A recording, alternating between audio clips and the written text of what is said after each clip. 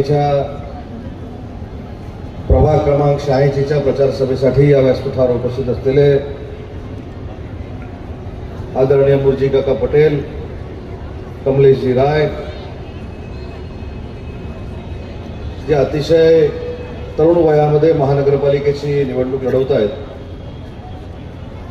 ते माझे मित्र आणि आपले उमेदवार रितेशजी राय, व्यासपीठावर उपस्थित असलेले आदरणीय दुबे साहेब, गल्ले मॅडम, भाजपाचे सर्व व्यासपीठावरील माझे सहकारी, जे राष्ट्रवादी काँग्रेस पार्टीमधून प्रवेश करणार आहेत त्या सगळ्या माझ्या महिला भगिनी आणि हजारोंच्या संख्येनं उपस्थित बंधू आणि भगिनी, आजची ही सभा बघितल्यानंतर रितेश राय यांचा विजय निश्चित आहे. मी आता रितेशच्या वडिलांना विचारत होतो की रितेशचं वय किती. रितेशचं वय फक्त 29 आहे आणि 29व्या वर्षी तो महानगरपालिकेच्या निवडणुकीला सामोरं जातो. जेव्हा एखादा तरुण कार्यकर्ता निवडणुकीला उभा राहतो त्यावेळी त्याची बदनामी करणं, त्याला नामोहरण करणं हा काही लोकांचा धंदा असतो, तो आमच्या विरोधकांचा आहे. रितेश अजिबात चिंता करण्याची आवश्यकता नाही. मी देखील विधानसभेची निवडणूक वयाच्या 28व्या वर्षी लढवली होती आणि जर महिला भगिनी आपल्या बरोबर असतील, सगळे तरुण सहकारी आपल्या बरोबर असतील आणि वरिष्ठांचा आशीर्वाद असेल तर रितेश रायला कोणी राजकारणामध्ये रोखू शकत नाही. रितेश रायचा विजय हा 16 तारखेला निश्चित आहे. मुरजी काकांनी सांगितलं की उद्यापासून आता त्यांचा जलवा आपल्याला बघायचा आहे. मुरजी काकाचा जलवा फक्त या वॉर्डमध्ये नाही, मुरजी काकाचा जलवा अख्ख्या मुंबईमध्ये आहे. त्याच्यामुळे मुरजी काका आमच्या सगळ्यांच्या पेक्षा तुमची जबाबदारी मोठी आहे. रितेश हा तुमचा मुलासारखा आहे, कमलेश हा तुमच्या भावासारखा आहे आणि म्हणून तुमच्या मुलासारखा असलेला उमेदवार हा अतिशय मोठ्या मताधिक्यानं महानगरपालिकेमध्ये गेला पाहिजे, यासाठी तुम्ही अहोरात्र मेहनत कराल याबद्दल माझ्या मनामध्ये अजिबात चिंता नाही. कारण मुरजी काकांचं काम मी वायकर साहेबांच्या निवडणुकीला अतिशय जवळून बघितलेलं आहे. मुरजी काकांना जर एकदा मनावर घेतलं तर त्याला कुठची ताकद रोखू शकत नाही, हे मी स्वतः त्याचा अनुभव घेतलेला आहे. त्याच्यामुळे कमलेशजी असतील, आमचे मुरजी काका असतील, भाजपाचे आमचे सर्व सहकारी असतील, हे एक दिलानं काम करतायत. परंतु एक दिलानं काम केल्यानंतर रितेशला वाढदिवसाची भेट मिळाल्यानंतर, रितेश मला तुला एक सूचना करायची आहे, एक विनंती करायची आहे. आपण ज्यावेळी नगरसेवक होतो, आपण ज्यावेळी जिल्हा परिषदेचे सदस्य होतो, आपण ज्यावेळी आमदार होतो, आपण ज्यावेळी खासदार होतो, तरी आपलं पुढचं राजकीय आयुष्य हे लोकांसाठी समर्पित असलं पाहिजे. आज सकाळपासून माझा जर दौरा आपण बघितला तर मुरजी काकांना असं वाटलं असेल की मी या सभेला येणार नाही. मी सकाळी 3-4 सभेसाठी साऊंडवाला युबिटीचा की काय हा युबिटीचा पण घुसला आहे. मी चेष्टा केली, बाबा राग मानू नको, आता मतं कमी व्हायची. सकाळी मी नाशिकला सभेमध्ये होतो, त्याच्यानंतर मी जळगावला सभेमध्ये होतो, आता मी मुंबईची सभा करून पुण्याला सभेला जाणार आहे. हे मी एवढ्यासाठीच सांगतो की आपण ज्यावेळी राजकारणामध्ये पडतो, आपण ज्यावेळी राजकारणामध्ये नगरसेवक बनतो, आमदार बनतो, त्यावेळी आपण जनतेसाठी बांधील असतो. आपलं वैयक्तिक काम सांगून आपण दूर जाऊ शकत नाही. 24/7 जसं तुम्हाला पाणी पाहिजे तसं 24/7 रितेशनं देखील आपल्यासाठी काम केलं पाहिजे, ही माझ्यासारख्या कार्यकर्त्याची भूमिका आहे.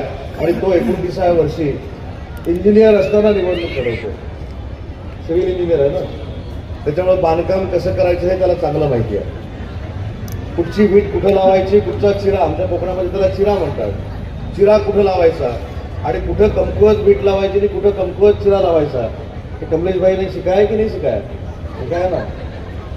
त्याच्यामुळं कायमस्वरूपी मी आल्यापासून बघतो तो हसतच आहे, त्याचा चेहरा हसतमुख आहे. आणि मी तुला सूचना करतो आणि कमलेशराय तुम्हाला देखील विनंती करतो की जसा उमेदवार म्हणून त्याच्या चेहऱ्यावर हास्य आहे, नगरपालिकेची महानगरपालिकेची निवडणूक लढल्यानंतर त्याच्या मतदारसंघातल्या प्रत्येक महिला भगिनीच्या चेहऱ्यावर हास्य असलं पाहिजे, तरुणाच्या चेहऱ्यावर हास्य असलं पाहिजे, वरिष्ठांच्या चेहऱ्यावर हास्य असलं पाहिजे. त्यासाठी आपण सगळ्यांनी मिळून समर्पित भावनेनं काम केलं पाहिजे. आज महिलांची संख्या माझी नजर पोचत नाही इतकी लांब आहे. मुख्यमंत्री माझी लाडकी बहीण योजना चालू आहे की नाही? नक्की फायदा होतोय की नाही? मग ती बंद करायला कोण निघालं होतं?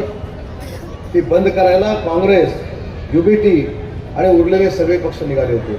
परंतु देवेंद्रजी फडणवीस साहेब असतील, एकनाथ शिंदे साहेब असतील, यांनी तुम्हाला शब्द दिला होता की या पृथ्वी तलावर जोपर्यंत चंद्र आणि सूर्य आहेत तोपर्यंत मुख्यमंत्री माझी लाडकी बहीण योजना कधीही बंद होणार नाही. हा पुन्हा एकदा मी आपल्याला दिलेला शब्द आहे. त्याच्यामुळे तुम्ही चिंता करू नका. तुमच्या डोक्यामध्ये फक्त आता 2100चा विषय असेल, बरोबर आहे ना?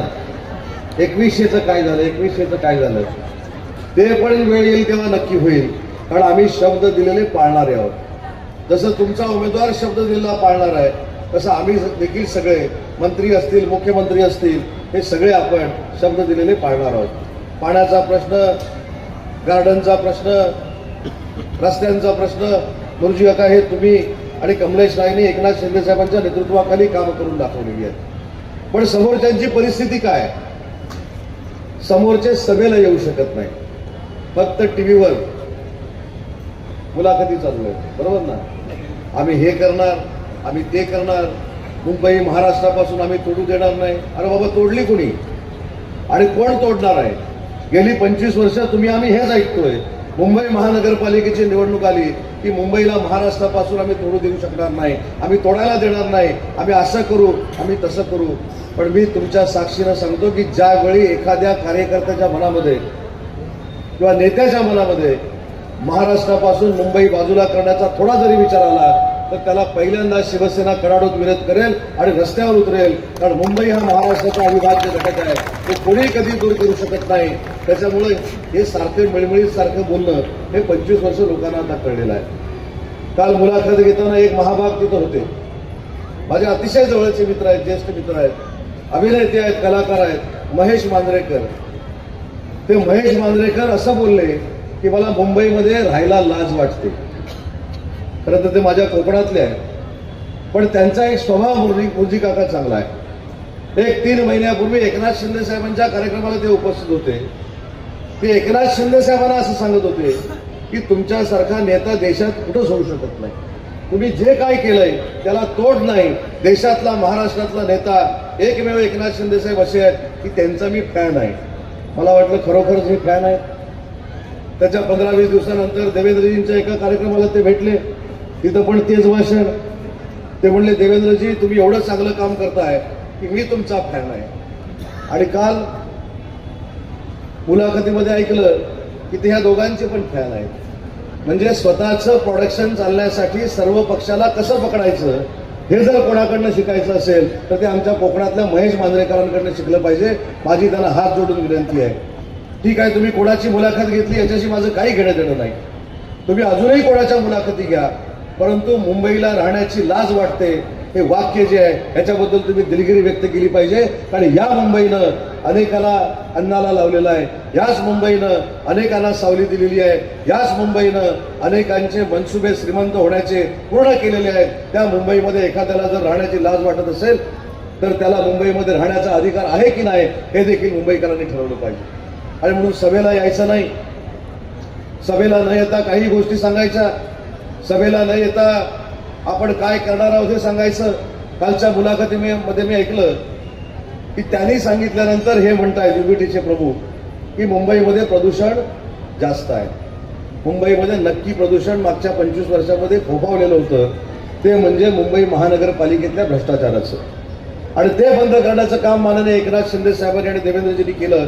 म्हणूनच मुरली काका 7,000 कोटीचे कॉन्क्रिटिंगचे प्रकल्प आज मुंबईमध्ये होत आहेत. डांबरीकरण केल्यानंतर दुसऱ्या वर्षामध्ये खड्डा पडायचा, परंतु या मुंबईकरांचा जीव आता धोक्यात जाणार नाही, कुठेही अपघात होणार नाही यासाठी 25 वर्षांसाठी कॉन्क्रिटीकरण करण्याचा ऐतिहासिक निर्णय महायुतीच्या सरकारनं घेतला. म्हणून यांच्या पोटामध्ये पोटसूळ आहे आणि यांचे धंदे बंद झालेले आहेत. आणि म्हणून मला मुंबईकरांना विनंती करायची आहे की मुंबई कोणीही महाराष्ट्रापासून दूर करणार नाही. मुंबईकरांना जे जे काय पाहिजे ती देण्याची ग्वाही आज या सभेच्या निमित्तानं देखील मी देतो. आणि मुंबईला देत असताना कमलेशजी, तुमचा जो प्रभाग तुम्ही 15 वर्ष सांभाळलेला आहे आणि आता रितेश त्या ठिकाणी नगरपालिकेचा नगरसेवक म्हणून निवडून येणार आहे, त्या ठिकाणी देखील एकही निधी रुपयाचा आम्ही कमी पडू देणार नाही. जे जे तुम्ही मागाल ते देण्याची भूमिका महायुतीचं सरकार नक्की घेईल. महापौर तर महायुतीचाच होणार आहे, पण इथल्या जमलेल्या सगळ्याच माझे कोकणी बांधव असतील, दक्षिण भारतीय असतील, उत्तर भारतीय असतील, आमच्या महिला भगिनी असतील, महिला धर्मात मुस्लिम धर्माचे सगळे आमचे बांधव असतील, यांना एक शब्द देतो की जातीयवाद कधी शिवसेनेनं केला नाही. जो माणूस देशावर प्रेम करतो, जो माणूस मुंबईवर प्रेम करतो, त्याच्यावर प्रेम करणारे आम्ही आहोत. आम्ही ढोंगी कधीपणा केला नाही, आम्ही ढोंगी प्रेम कधी केलं नाही. आणि म्हणून मला मुस्लिम बांधवांना एकच प्रश्न विचारायचा आहे. लोकसभेला तुम्ही युबीटीला मतदान केलं, विधानसभेला तुम्ही युबीटीला मतदान केलं, पण युबीटीच्या कुठच्याही नेत्याचं धाडस असं झालं नाही की मुस्लिम धर्माची मतं, मुसलमानांची मतं आमच्या युबीटीला पडली म्हणून आमच्या मतदानामध्ये भर पडली, आमच्या मतांची सूज आम्हाला आली. हे 1 वर्षामध्ये आपण ऐकलं नाही. म्हणजे फक्त वापर करायचा, सगळ्या समाजाचा वापर करायचा, सगळ्या धर्मांचा वापर करायचा आणि नंतर त्यांचा टिश्यू पेपर करून टाकायचा. ही भूमिका युबीटीमध्ये अनेक वर्ष आम्ही बघितली. आणि म्हणूनच एकनाथ शिंदे साहेबांसारख्या एका मोठ्या संवेदनशील नेत्यानं उठाव केला आणि तो उठाव झाला. म्हणूनच कमलेश राय तुमच्या प्रभागामध्ये करोडो रुपयाची कामं होऊ शकली. गुरुजी काका तुमच्या मतदारसंघामध्ये करोडो रुपयाची कामं होऊ शकली. आज आपण या महिलांचं देणं लागतो. या महिला भगिनींना न्याय देण्याची भूमिका आपण घेतली पाहिजे. या महिला भगिनींना संरक्षण देण्याची भूमिका आपण घेतली पाहिजे.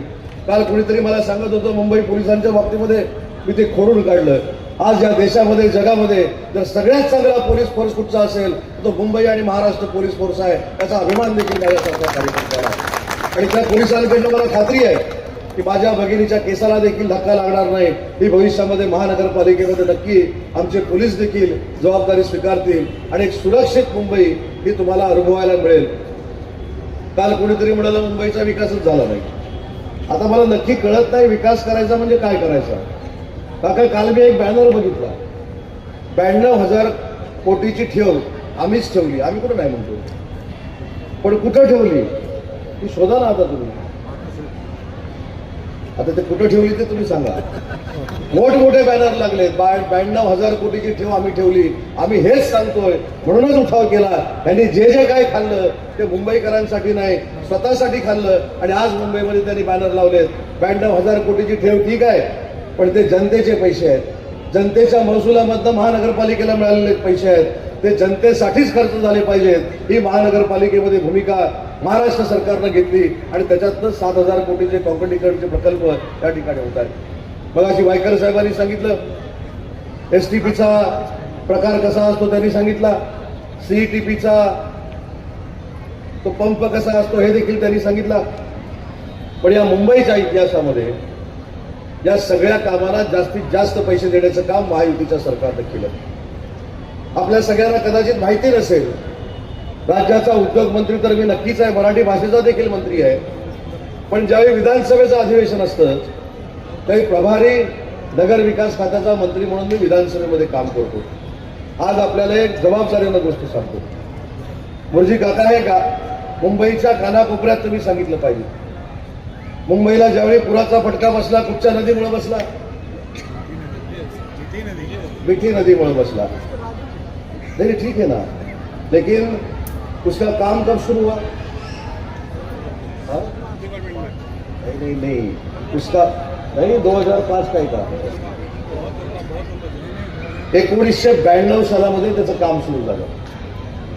1992 सालापासून किती गाळ काढला किती नाही काढला हे थोड्या वेळ आपण बाजूला ठेवू.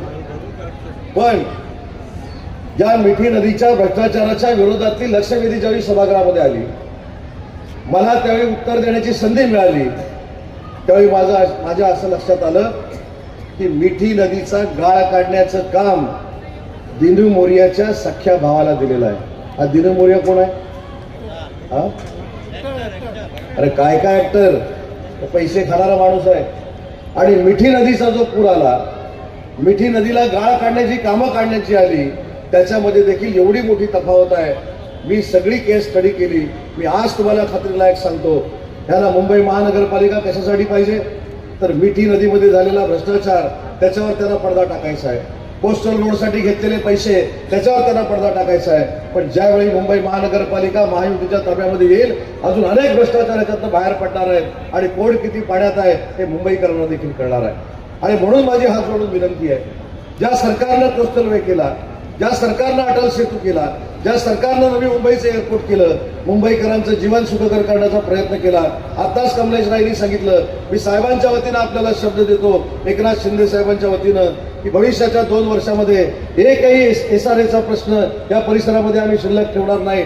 जे जे काही SRAचे प्रकल्प आहेत ते पूर्ण करण्यासाठी आपण प्रयत्न करू. आणि कोण जर दादागिरी करत असेल तर कमलेशजी माझ्यावर सोडून द्या, मी पण कोकणातलाच आहे. माझ्या फक्त हसण्यावर जाऊ नका. मी ज्यावेळी 2004ला पहिली निवडणूक लढवली वयाच्या 28व्या वर्षी, तर माझ्यासमोर कोण कोण होते आता त्यांची मी नावं घेत नाही. अशा प्रतिकूल परिस्थितीमध्ये 2004ला उदय सामंत निवडून आला आणि 2004 नंतर आतापर्यंत 1 लाख मतांना माझ्या मतदारसंघामध्ये निवडून देतो. असंच काम रितेश तू करावं ही माझी आपल्याला विनंती आहे. आणि शेवटी आपण या समाजाचं देणं लागत असतो, आपण या मतदारांचं देणं लागत असतो. आणि माझ्या राजकीय जीवनामध्ये जे काही मी केलं तेच माझ्या रितेशकडनं अपेक्षा आहेत की एखाद्याचं काम नाही झालं तरी चालेल, परंतु आपल्याकडे आलेला नागरिक हा समाधानी होऊन तुम्ही त्यांच्याबरोबर चर्चा केली, तुम्ही त्याच्याबरोबर डायलॉग केला, तुम्ही त्याच्यावरच संवाद साधला, म्हणून हसत हसत परत गेला पाहिजे. आणि त्यानं लोकांना जाऊन सांगितलं पाहिजे की आमच्या नगरसेवकाकडनं कदाचित माझं काम झालं नाही, पण त्यानं माझं हसत हसत स्वागत केलं आणि हसत हसत त्यानं मला घराच्या बाहेर पाठवलं. हीच लोकांची अपेक्षा असते. मला असं वाटतं की ह्याच्या पलीकडे लोकांची अपेक्षा काय नसते. जेव्हा नगरसेवक म्हणून आपण निवडून जातो त्यावेळी त्यांना मान सन्मान देणं, ज्या मतदारांनी आपल्याला निवडून दिलंय त्यांना मान सन्मान देणं, एवढं जरी तुम्ही केलं तर 15 वर्ष तुमच्या वडिलांनी सत्ता उपभोगली ना महानगरपालिकेची, तिथे 25 वर्ष, पुढची 25 वर्ष तुमचीच आहेत. नाही, आई पण होत्या, पण भविष्यामध्ये त्या दोघांनी जसं काम केलंय, मुर्जी काका जसं काम करतायत, भाजपचे आमचे सर्व सहकारी जसं काम करतायत, तसं तू जर काम केलंस तर पुढच्या 5 वर्षानं हीच जनता सांगेल. आता ह्याच्या समोर कोणी जरी उमेदवार असला त्याला 10 मतं सुद्धा पडणार नाही, तेवढं चांगलं काम आमच्या रितेशने केलं, एवढं चांगलं काम तू करून दाखव. आणि तुझी जबाबदारी तुझ्या बाबांच्या साक्षीनं आता मुर्जी काकांनी स्वीकारलेली आहे, त्याच्यामुळे बाबा पण तुझ्या बरोबर आहे आणि काका पण तुझ्या बरोबर आहे. असं भाग्य क्वचित लोकांच्या नशिबामध्ये येतं. आणि म्हणून मला एवढंच काकांना आणि रितेशच्या बाबांना सांगायचं आहे की तुमची देखील जबाबदारी आहे. आज 29व्या वर्षी तो निवडणूक लढवत असताना काही पाठीपुढं होऊ शकतं, पण माझा मतदार राजा नाराज होणार नाही, त्याला काही कमी पडणार नाही, ही दक्षता काका आणि बाबांनी देखील घेतली पाहिजे आणि ते भविष्यामध्ये घेतील एवढाच विश्वास या ठिकाणी व्यक्त करतो. मुंबई ही महाराष्ट्राचीच आहे, महाराष्ट्राचीच राहणार आहे आणि जी जी लोक मुंबईमध्ये राहतात ती महायुतीच्या सरकारची आहेत, हा देखील शब्द या कार्यक्रमाच्या निमित्तानं मी देतो. पुन्हा एकदा धनुष्याच्या समोरचं बटन दाबून रितेशला विक्रमी मताने आपण निवडून द्यावं एवढी देखील कळकळीची विनंती करतो. आज अनेक उमेदवार आमच्या या व्यासपीठावर आहेत, ते ज्या ज्या प्रभागातनं उभे आहेत, ज्या ठिकाणी कमळ ही निशाणी आहे, ज्या ठिकाणी धनुष्यबाण ही निशाणी आहे, या दोन्ही निशाणी समोरचं बटन दाबून आमच्या बाकीच्या उमेदवारांना देखील फार मोठं मताधिक्य मिळवून द्यावं एवढीच विनंती करतो. आणि आजची ही सभा प्रचाराची सभा तर आहेच, पण आपण ज्या संख्येनं जमलाय ती विजयी सभा आहे असं मी मानतो आणि तुम्हाला सगळ्यांना शुभेच्छा देऊन थांबतो. जय हिंद, जय महाराष्ट्र. साहब के हाथ से हमारी ताई और उनका प्रवेश हो रहा है शिवसेना में. सुस्वागतम सुस्वागतम शिवसेना मध्ये. ताई हम लोग मिलकर और अच्छा काम करेंगे, आप लोगों का साथ मिला.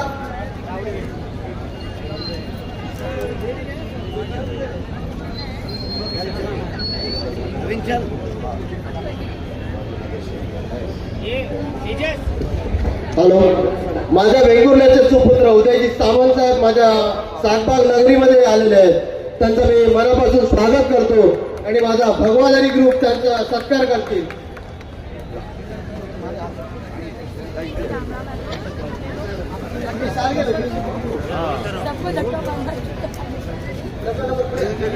पुढे